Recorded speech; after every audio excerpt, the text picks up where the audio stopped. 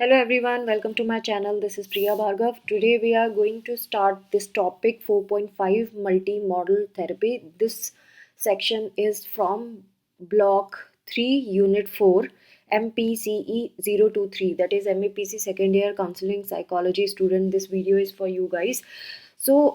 इस multi modal therapy जैसे आप देख रहे हैं पिंक हाईलाइट है, यानी कि पहले एग्जाम में आ चुका है और आगे भी आने की प्रोबेबिलिटी है। ये मल्टी मॉडल थेरेपी जो है ये बिहेवियर थेरेपी की ही ब्रांच है, जो काफ़ी कॉम्प्रिहेंसिव है। कॉम्प्रिहेंसिव मतलब काफ़ी डिटेल्ड है, सिस्टमैटिक है, होलिस्टिक अप्रोच है। सिस्टमैटिक मतलब एक एक सिस्टम है जिसके अकॉर्डिंगली हम इसको यूज़ करते हैं। एंड होलिस्टिक मतलब पूरी की पूरी प्रॉपर्टीज़ जो भी बिहेवियर थेरेपी में इंक्लूड होता है वो सारी चीज़ें इसमें इंक्लूडेड है। तो ये comprehensive systematic and holistic approach है बिहेवियर थेरेपी की, जिसे आर्नोल्ड लजारस ने डेवलप किया था एंड सोशल लर्निंग थ्योरी पे बेस्ड है ये। इसमें इन्होंने हमें ये सजेस्ट किया है कि हमेशा काउंसलर जो होते हैं उनको पहले तो क्लाइंट की केस हिस्ट्री अच्छे से समझनी पड़ेगी और उसके अकॉर्डिंगली उस क्लाइंट की आपको पर्सनैलिटी पता चलेगी और फैमिली स्ट्रक्चर भी आप पूछ सकते हैं, क्योंकि जब केस हिस्ट्री लेते हैं तो ऑटोमेटिकली हम फैमिली के बारे में भी पूछते हैं, फैमिली में कौन कौन है, क्या क्या करता है, family income and all. So family structure के बारे में भी आपको पता चलेगा जब आप केस हिस्ट्री लेंगे क्लाइंट की। तो पर्सनैलिटी एंड जब फैमिली स्ट्रक्चर आपको पता चल गया तब उसके बेसिस पे आप उसकी थेरेपी डिज़ाइन कर सकते हैं, प्लान कर सकते हैं। काउंसलर को एक फ्रेमवर्क बनाना पड़ेगा, डिफरेंट डिफरेंट जितने भी अप्रोचेज़ हैं उसमें जितनी भी टेक्निक है, जैसे हर एक में आपने देखा होगा जो बिहेवियर थेरेपी की अगर बात करें तो उसमें फ्लडिंग एक टेक्निक है, और भी बहुत सारी टेक्निक्स होती हैं, है ना। सो वो हर एक जो अप्रोचेज़ हैं उसमें तरह तरह की टेक्निक्स हमें सिखाई हुई हैं। उन टेक्निक्स को आप सिलेक्ट करेंगे according to the personality and the family structure of the client. उसको जब आप डिज़ाइन करेंगे उससे आपको आइडिया लगेगा कि किस तरह से आपको आगे चलना है, और उसी की वजह से आप अपने क्लाइंट को एक रैशनल ट्रीटमेंट दे पाएंगे। जो काउंसलर है वो उस टेक्निक को जब भी सिलेक्ट करेगा तो ये भी इंश्योर करेगा कि वो उस टेक्निक में एक्सपर्टीज़ है उसकी, मतलब वो जानता है उस टेक्निक को कैसे यूज़ करना है, कैसे अच्छे से यूज़ करते हैं उसको, वरना आपकी थेरेपी का कोई बेनिफिट नहीं होगा। सो और जब भी आप करेंगे वो टेक्निक यूज़, आपको इंश्योर करना है कि वो वैलिड है आपके क्लाइंट के लिए। वैलिड इन द सेंस उसकी फिजिकल और मेंटल स्टेटस के ऊपर वो अप्लाई होती है। ऐसा नहीं कि आपने रैंडमली कुछ भी सिलेक्ट किया और आपने अप्लाई कर दिया। एक और थेरेपी के बारे में बात कर रहे हैं, REBT, rational emotive behaviour therapy. Again ये भी एक कॉम्प्रिहेंसिव एंड एक्लैक्टिक थेरेप्यूटिक प्रैक्टिस है। एक्लैक्टिक तो आपको पता होगा, याद होगा प्रीवियस वीडियो से, कि बहुत सारी जब अप्रोचेस को हम मिला के करते हैं तो हम उसको एक्लैक्टिक अप्रोच कहते हैं। कॉम्प्रिहेंसिव मतलब डिटेल्ड होती है। अगर REBT का फुल फॉर्म देखेंगे तो रैशनल इमोटिव बिहेवियर थेरेपी, तो नाम से पता चल रहा है इसमें हम कॉग्निशन के ऊपर काम करते हैं, रैशनल थिंकिंग के ऊपर, देन इमोशंस के ऊपर काम करते हैं, इसलिए ये इमोटिव है, एंड बिहेवियरल टेक्निक्स, ये तीनों चीज़ें हम इस टेक्निक में एम्प्लॉय करते हैं सो दैट हम क्लाइंट के बिहेवियर एंड इमोशन दोनों को चेंज कर सके अकॉर्डिंग टू हिज, जैसे भी उसका कॉग्निटिव स्ट्रक्चर को हम चेंज करेंगे उसके अकॉर्डिंगली। सो REBT जो होता है ये ऐसा थेरेपेटिक प्रोसीजर है जो बहुत दूसरे स्कूल से भी ड्राइव हुआ है, स्पेसिफिकली बिहेवियर थेरेपी से ड्राइव हुआ है। सो एरन बैक्स जो है, एरन बैक्स के बारे में भी पढ़ा है। एरन बैक्स की कॉग्निटिव थेरेपी है। तो ये इंटीग्रेटिव अप्रोच है। अगेन बिहेवियर थेरेपी भी हमारे को एक्लेक्टिक थेरेपेटिक प्रैक्टिस बता रहे हैं, और ये कॉग्निटिव थेरेपी भी इंटीग्रेटिव अप्रोच है जो बहुत सारे मोडालिटीज़ से ड्राइव हुई हुई है, और साइकोथेरेपी से, बेसिकली साइकोथेरेपी का भी इसमें मेजर रोल है। तो कॉग्निटिव अप्रोच जो है ये एक साइकोडायनामिक अप्रोच और बिहेवियरल अप्रोच के बीच में ब्रिज का काम करती है ना। सो क्यों ऐसा बोल रहे हैं हम, क्योंकि जब आप कॉग्निटिव बिहेवियरल अप्रोच जो है ये किस किस पे बेस्ड होती है, नाम से ही पता चल रहा है। कॉग्निशन मतलब कि किस तरह की का थॉट प्रोसेस है क्लाइंट के अंदर। बिहेवियरल अप्रोच मतलब जब थॉट प्रोसेस चेंज होगा तो बिहेवियर भी चेंज होगा। सो जो कॉग्निटिव बिहेवियरल अप्रोच है ये बेसिकली स्ट्रक्चर्ड होती है बहुत, और टाइम बाउंड होती है। एक पर्टिकुलर टाइम पे आपको ये थेरेपी ख़त्म करनी पड़ती है। साइकोडायनेमिक अप्रोच जबकि नॉन स्ट्रक्चर्ड है और ये टाइम बाउंड नहीं होती, ये चलती जा सकती है कई सालों तक। Now coming to reality therapy, reality approach भी कहते हैं इसको, एंड चॉइस थ्योरी, इन दोनों के ऊपर हम बात करेंगे। सो अगर आप ये देखें कि फिनोमिनोलॉजिकल एंड एग्जिस्टेंशियल पर्सपेक्टिव को ध्यान दिया जाए तो आपका जो फोकस होगा इसमें वो किस पे होगा? फिनोमिनोलॉजिकल मतलब पर्सन का जो एक्सपीरियंस है, इंसान ने जो अपनी लाइफ में एक्सपीरियंस किए हैं, वो फिनोमिनोलॉजिकल वर्ल्ड होता है आपके क्लाइंट का। और एग्जिस्टेंशियल मतलब वो अपनी एग्जिस्टेंस को कैसे रियलाइज़ करता है, अपनी एग्जिस्टेंस के बारे में क्या समझता है। तो रियलिटी थेरेपी जो होती है ये दोनों एस्पेक्ट्स देखती है। फिनोमिनोलॉजिकल एस्पेक्ट यानी कि पर्सन के एक्सपीरियंसेस, एंड एग्जिस्टेंशियल पर्सपेक्टिव भी, यानी कि वो अपनी एग्जिस्टेंस के बारे में क्या सोचता है, क्या एक्सपीरियंस करता है। सो किसी भी इंसान का जो एक्सपीरियंसेस होते हैं और क्या वो अपनी एग्जिस्टेंस के बारे में समझता है, उन दोनों को हम इस रियलिटी थेरेपी में यूटिलाइज करते हैं। तो इसका मेन फोकस यही होता है कि क्लाइंट अपनी फीलिंग्स के लिए खुद रिस्पॉन्सिबल होता है। तो क्लाइंट क्या सोच रहा है, उसी तरह से वो अपनी लाइफ की रियलिटी को क्रिएट करता है। Now coming to choice theory, choice theory क्या कहती है? चॉइस थ्योरी हमेशा चैलेंज करती है क्लाइंट को कि वो जो उसकी फीलिंग्स है, जिस वजह से उसकी फीलिंग्स क्रिएट हो रही हैं, उस रियलिटी को वो एक्सेप्ट करे। तो जो भी वो फ़ील करेगा वो उसकी चॉइस होगी, वो क्या फ़ील करना चाहता है। क्योंकि एनवायरनमेंट में जो चीज़ें हो रही हैं उसको होलसम ना देख के, अगर वो एक पर्टिकुलर जो भी हैपनिंग है उसका कुछ चीज़ ही एब्ज़ॉर्ब करता है, तो उसके अकॉर्डिंगली उसका थॉट बनेगा एंड उसकी अकॉर्डिंगली वो फ़ील करना शुरू करेगा। जैसे कि इन्होंने एक एग्ज़ाम्पल दिया है कि सपोज़ डिप्रेशन का पेशेंट है, तो ये एकदम से किसी को डिप्रेशन होता नहीं है चॉइस थ्योरी के अकॉर्डिंगली। ये जनरली होता है जब इंसान अपने साथ क्या कर रहा है और कैसी सोच बना के रखी है उसने, मतलब उसकी थिंकिंग एंड डूइंग पे डिपेंड करता है। तो ग्लासर कहते हैं कि अगर डिप्रेशन का पेशेंट को ये समझ आ जाए कि ये उसकी एक्टिव चॉइस है जो वो अपने साथ कर रहा है, वो पैसिव विक्टिम नहीं है, वो एक्टिव चॉइस है। वो जिस तरह से करेगा और सोचेगा उस तरह से वो आगे की चीज़ें होंगी। उसको डिप्रेशन होगा या जो भी वो बन जाएगा। तो ग्लासर का यही कहना है कि चॉइस उसकी है कि वो क्या करना चाहता है खुद के साथ। सो वो ऐसा नहीं बोल सकता कि दूसरे की वजह से हुआ है। हुआ उसकी वजह से क्योंकि उसने कुछ ऐसा एक्शन किया है, ऐसा सोचा है, उसके थिंकिंग एंड एक्टिंग के ऊपर डिपेंड करता है।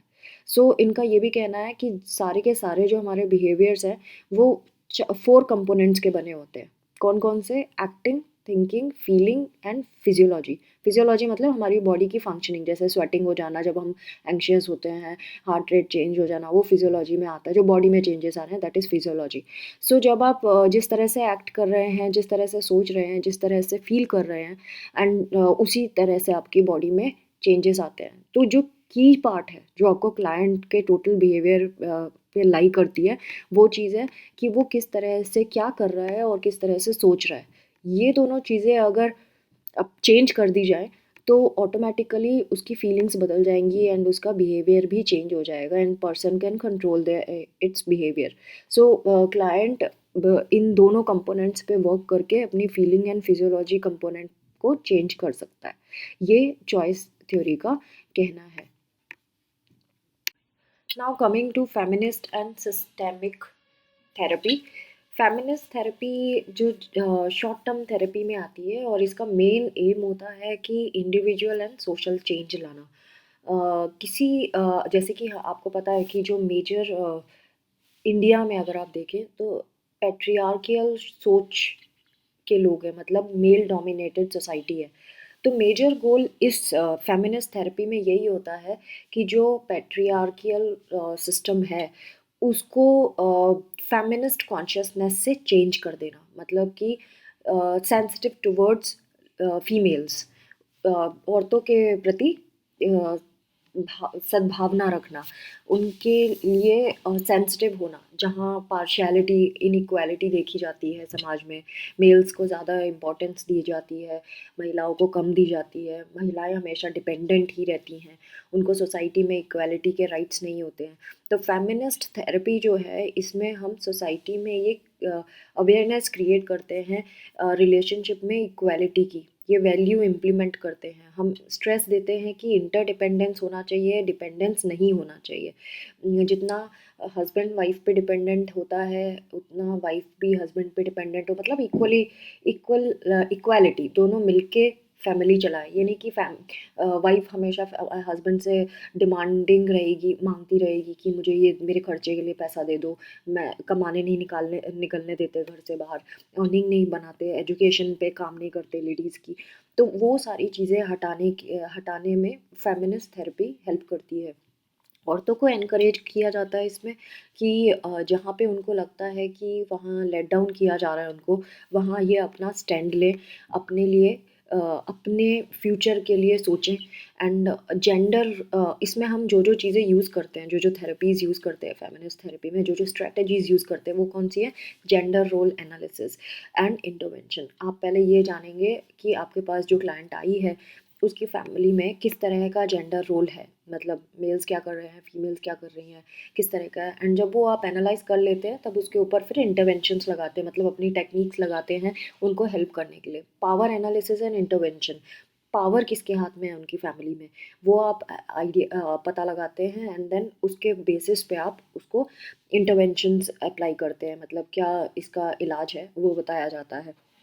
जो कन्वेंशनल एटीट्यूड है औरतों के प्रति, औरतों के रोल को लेकर कि तुम किचन का ही काम करोगी, घर का काम करोगी, बाहर का कोई काम नहीं करोगी, वो वाले कन्वेंशनल एटीट्यूड पे को हम चैलेंज करते हैं। हम उनको समझाते हैं कि नहीं, जो बाकी लोग करते हैं वो भी आप कर सकते हो। और उनको मोटिवेट करते हैं, एनकरेज करते हैं क्लाइंट को कि वो सोशल एक्शन ले इसके लिए।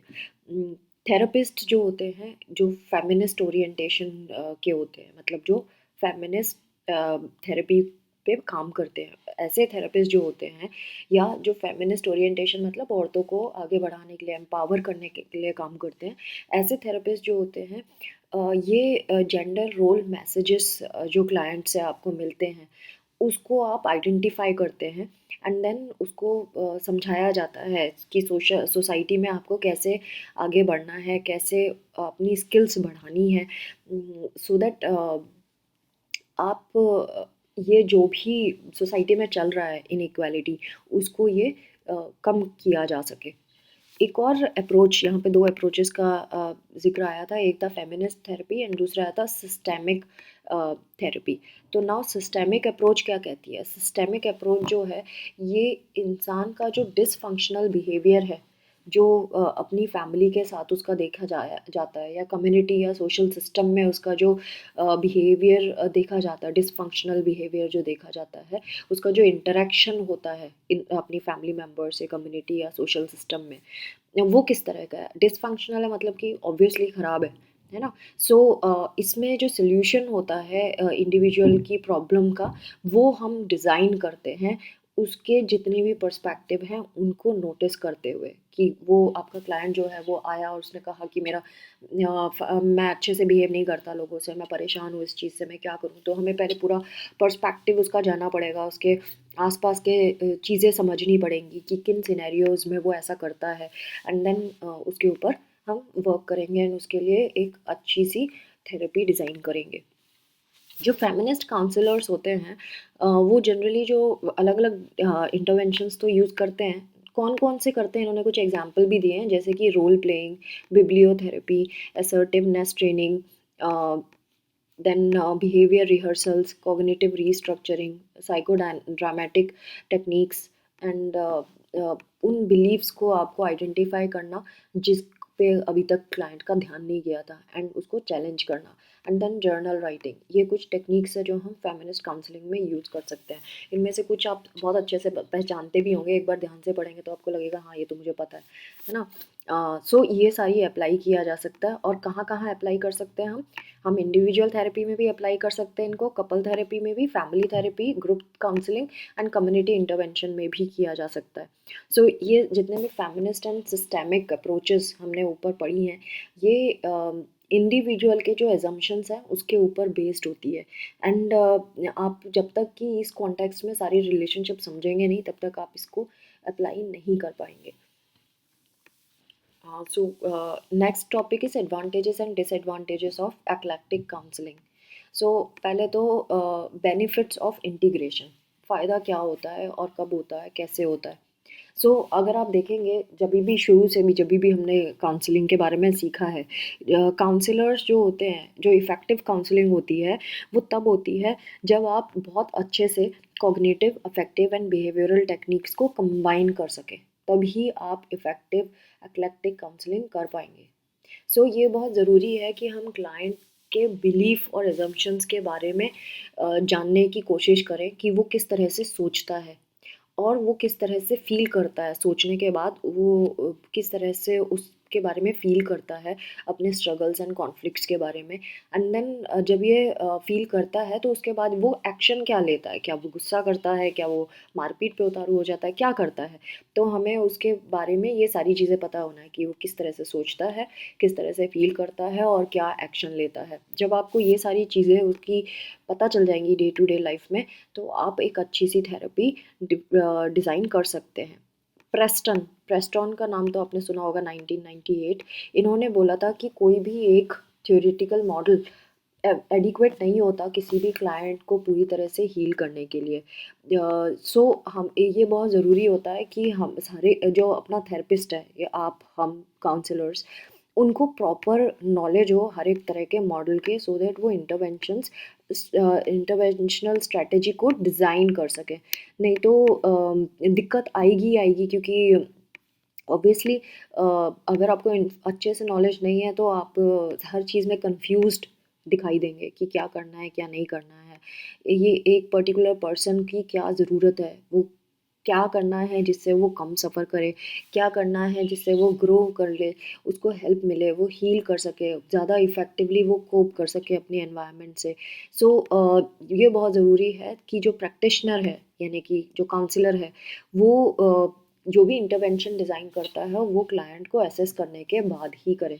एक बार क्लिनिशियन जब ये जान लेता है कि क्लाइंट की प्रॉब्लम क्या है और क्या गोल हैं हमारे, एक बेस्ट टेक्निक हम सारी जितनी भी अप्रोचेज़ हैं उनमें से टेक्निक्स को यूज़ करके एक क्लाइंट स्पेसिफिक इंटरवेंशन तैयार कर सकते हैं। Now limitation of integrative approach. Limitation क्या है?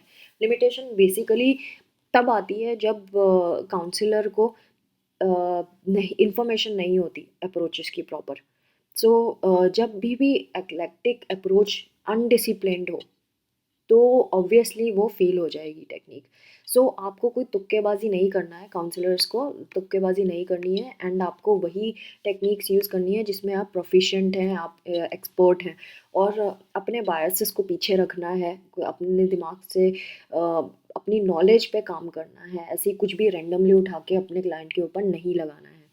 इन्होंने एक केस इलस्ट्रेशन दिया है एक्लेक्टिक अप्रोच का, जहाँ पे इन्होंने एक लेडी की बात की है जो हॉस्पिटल में डॉक्टर के पास आती है और कहती है कि मुझे डर लगता है पेन से। एंड वो गायनेकोलॉजिस्ट के पास जब जाती है मैरिज के बाद, तो वो कहती है कि उसको दर्द से डर लगता है, एंड अपने हस्बैंड से रिलेशनशिप के दौरान। डॉक्टर ने उसको काउंसलर के पास भेज देते हैं। तो जो काउंसलर हैं, वो जब पेशेंट की हिस्ट्री जानते हैं तो उनको पता चलता है, हस्बैंड एंड वाइफ दोनों की हिस्ट्री जानते हैं, तो काउंसलर को पता लगता है कि बचपन की कुछ ट्रॉमेटिक मेमोरीज हैं गर्ल के अंदर, सब अनकॉन्शियस माइंड में, जिसकी वजह से वो फैमिली लाइफ अच्छे से व्यतीत नहीं कर पा रही है, स्पेंड नहीं कर पा रही है। तो काउंसलर जो होते हैं वो ऐसी इंटरवेंशन तैयार करते हैं, ऐसे थेरेपेटिक अप्रोच तैयार करते हैं जिससे उस लेडी की पर्सनालिटी पे सूट करता है और जो उसकी फैमिली लाइफ को और बेहतर बना सकता है। अब क्या स्ट्रेटजी काउंसलर ने अप्लाई की, स्ट्रेटजी जो टेक्निक्स वो अप्लाई की काउंसलर ने, वो थी cognitive behaviour therapy along with psychoanalysis और client centred therapy and couple therapy. ये सारी चीज़ें उन्होंने की। तो कौन कौन सी थी? Cognitive behaviour therapy, psycho analysis, client centred therapy and couple therapy. 4 चीज़ें उन्होंने यूज़ करी। कैसे कैसे यूज़ करी उन्होंने वो भी एक्सप्लेन किया है। विमेन जो है वो अपने हस्बैंड को पहले वो लेडी जो है वो अपने हस्बैंड को पहले एक्सेप्ट नहीं कर रही थी, क्योंकि वो उतना हैंडसम नहीं था जितना वो सोचती थी कि उसके हस्बैंड को होना चाहिए, एंड गुड लुकिंग नहीं होने की वजह से वो अपने हस्बैंड से रिलेशनशिप नहीं बना पा रही थी। सो कॉग्निटिव थेरेपी यूज़ करके हमने उसको समझाया, काउंसलर ने समझाया कि आप ये देखो कि वो कितना लविंग एंड केयरिंग है इर्रेस्पेक्टिव ऑफ हिज लुक्स। तो इससे उसकी ये सोच में डिफरेंस आया कि फिजिकल अपीयरेंस सब कुछ नहीं होता। देन साइको एनालिसिस से उसने बताया कि 2 साल की उम्र में वो गिर गई थी एंड सीढ़ियों से, एंड हॉस्पिटल में उसको डर पैदा हो गया उसके अंदर, डेथ का डर। एंड देन 5 साल की जब थी तब उसके पापा के डॉक्टर फ्रेंड ने उसको कुछ ऑकवर्ड तरीके से टच किया जिसको वो पहचान नहीं पाई। दैट इज़ वाई उसको डॉक्टर एंड सेक्स दोनों से डर पैदा हो गया। एंड बिहेवियर थेरेपी जब हमने किया, काउंसलर ने किया, तो बिहेवियर थेरेपी के थ्रू उसको डीकंडीशनिंग किया, डिसेंसिटाइज किया, जिससे उसका डर जो था दिमाग में चीज़ों को लेकर बैठा हुआ था वो निकल गया। And then client centre counselling use करके गर्ल को ये रियलाइज़ किया, करवाया कि उसमें पोटेंशियल्स क्या-क्या हैं, वो उसमें क्या-क्या खूबियाँ हैं, जिससे काउंसलर ने उसको हेल्प की कि वो एक अच्छा घर और अच्छी फैमिली चला सके, हेल्दी एंड हैप्पी फैमिली को रन कर सके। कुछ टाइम बाद ये पता चलता है कि वो जो लड़की है काउंसलिंग के बाद बहुत अच्छे से अपनी इन लॉज और अपने हस्बैंड के साथ खुश है, और अभी वो एक बेटे की माँ भी हो गई है। सो ये एक इलिस्ट्रेटिव केस था, एक एग्जाम्पल था केस का कि कैसे हम थेरेपी से किसी क्लाइंट को ठीक कर सकते हैं, स्पेसिफिकली एक्लेक्टिक अप्रोच से। सो फ्रेंड्स, आई होप आपको ये यूनिट समझ आई होगी, और आज हमने ये ब्लॉक 3 यूनिट 4 भी कंप्लीट कर लिया। दैट मीन्स ब्लॉक 3 हमारा कंप्लीट हो गया है। And keep on subscribing, liking and sharing my videos with rest of the students. Thanks for watching, take care, bye bye.